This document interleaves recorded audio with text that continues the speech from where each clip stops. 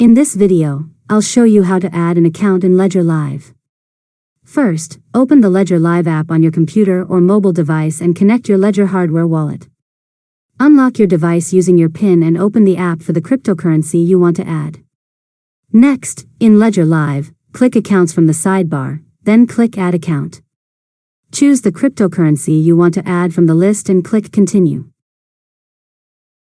Now, Ledger Live will communicate with your Ledger device and scan the blockchain for available accounts associated with your recovery phrase.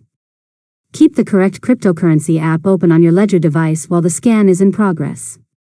After that, Ledger Live will display any accounts it finds. Select the account or accounts you want to add, then click Add Account or continue to save them to your portfolio. Finally, return to the Accounts section to verify that your new account has been added successfully. You can now use it to receive, send, or manage your cryptocurrency directly from Ledger Live. And that's it.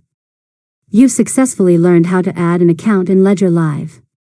If you found this tutorial helpful, make sure to subscribe to Learn Mode Lab for more tutorials.